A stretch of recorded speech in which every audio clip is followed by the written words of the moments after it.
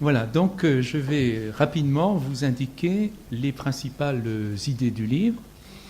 Je le ferai en 3 moments, assez bref, rassurez-vous. Le premier, c'est de vous donner les principales indications sur ce que c'est que ce sujet hyper contemporain. Le deuxième point, ce sera de savoir si la condition hyper moderne est un progrès. Et par beaucoup de côtés, on peut d'emblée répondre que oui. Et le troisième point, ce sera de montrer que malgré ce progrès, eh bien, la souffrance s'accumule et aussi le danger. Alors, j'aborde le premier point, qui est la condition du sujet hyper contemporain. Ce que Charles Mellement a nommé une nouvelle économie psychique, c'est une mutation à la fois de la subjectivité et de l'existence collective, dont le moteur n'est plus le désir, mais la jouissance. C'est corrélé au fonctionnement sans limite de l'échange marchand et de l'économie libérale. Il y a toujours du discours social, bien entendu, et maintenant, le discours social, c'est un discours qui est une injonction à la jouissance. Et comme ce discours est social, c'est en même temps une injonction à l'exhibition de la jouissance. Chacun de nous a en mémoire des exemples venus d'en haut de soumission zélée à cette injonction. Le paradoxe que je voudrais souligner, c'est qu'en général, la jouissance n'est pas séparable de la culpabilité. Alors que désormais, l'injonction à la jouissance et l'exhibition de la jouissance, a fortiori, se font en toute bonne conscience. On le voit dans toutes nos pratiques, on le voit dans le langage, on le voit dans le cinéma, on le voit aussi dans la multitude de ce qu'il est convenu d'appeler les petites incivilités de la vie quotidienne et qui sont en réalité de grandes mufleries. Dire qu'il n'y a plus de culpabilité, c'est dire qu'il n'y a plus de donation originelle de la légitimité. Et vous avez compris que c'est la question du père, au sens du nom du père, au sens du patriarcat qui se trouve posée. Traditionnellement, la psychanalyse nous dit que nous ne pouvons accéder à la jouissance qu'à la condition qu'une légitimité à le faire nous ait été donnée. Comme il y a une condition, c'est forcément une restriction. Ça veut donc dire que nous ne pouvons accéder à la jouissance qu'à la condition de renoncer à une jouissance première. Et le désir, c'est précisément la suite de ce renoncement à la jouissance première. Ça veut dire que le propre de l'objet du désir, c'est d'être toujours un objet manquant et par conséquent aussi un objet manqué. Je le dis d'une autre façon, tout objet que nous désirons est représentatif d'autre chose. Et c'est précisément pour cela que nous le désirons.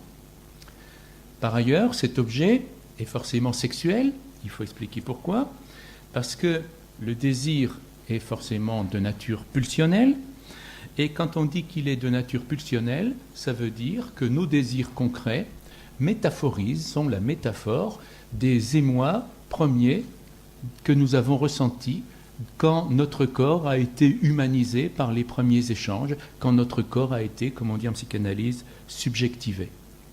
Donc, la psychanalyse, traditionnellement, nous dit que le sujet, il est né dans son désir par le refoulement d'un objet primitivement sexuel. Or, aujourd'hui, l'objet, eh bien, il est offert. Offert, et même, il est enjoint au sens où la jouissance, et notamment la jouissance sexuelle, qui devient une jouissance parmi d'autres, alors qu'avant, elle était le secret de toutes les autres jouissances, elle était ce qui les motivait sans qu'on le sache, eh bien, la jouissance, elle est offerte et il n'est pas question, à la limite, de ne pas jouir. Regardez les magazines féminins, quasiment, une femme qui ne trompe pas son mari, elle est mise au banc, sinon de la société, du moins d'électrice. Alors, on se trouve dans une situation qui est paradoxale parce que l'exhibition de ce qui devrait être le refoulé, eh bien, c'est en même temps la disparition du refoulement. Et la disparition du refoulement, c'est par là même frapper le désir d'impossibilité. Quand le désir est frappé d'impossibilité, c'est le sujet qui est frappé d'impossibilité. Qui sommes-nous sinon des désirs qui sont toujours en train de se méconnaître? Notre responsabilité, c'est la responsabilité de notre désir.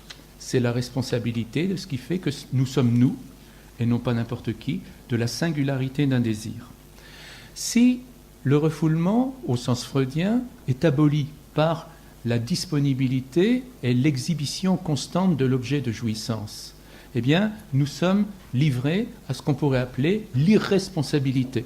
Le nouveau sujet, c'est un sujet dont il faut interroger la radicale irresponsabilité, telle qu'elle se donne à comprendre par la disjonction possible de l'inconscient et du sexuel, puisque le sexuel n'est plus refoulé, il est indéfiniment disponible. Tel est anthropologiquement le problème. Est-ce que le sujet du désir, puisque le propre du désir c'est d'être fondé sur le refoulement, est-ce que le sujet du désir n'est pas lui-même frappé d'impossibilité quand les objets du désir sont indéfiniment disponibles, c'est-à-dire quand ils sont offerts et non plus refoulés? Ça, c'est le premier point. Maintenant, Charles Melman se demande si cette nouvelle situation constitue un progrès. Dans un premier temps, la réponse est oui, sans aucun doute. C'est une incontestable désaliénation. Pourquoi ? Parce que si nous ne croyons plus à une instance donatrice de légitimité, nous ne croyons plus à un Dieu qu'il faudrait servir, pour lequel il faudrait constamment se sacrifier. Nous ne croyons plus à des régimes politiques qui seraient absolument fondés. Quelqu'un qui prétend parler de vérité, surtout en termes de politique, fait rire. Rien n'est plus comique qu'un idéologue qui croit à ce qu'il dit. En ce sens, l'imposture des idéaux est enfin révélée.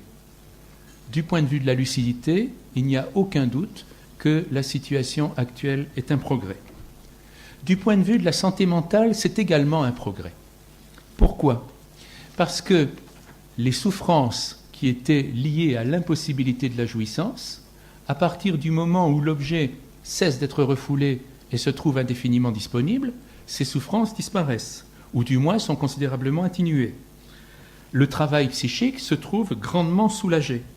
Il y a donc beaucoup moins de souffrances névrotiques, et par conséquent, d'une certaine manière, on peut dire que les nouvelles générations vont mieux que nous, si je peux m'exprimer ainsi.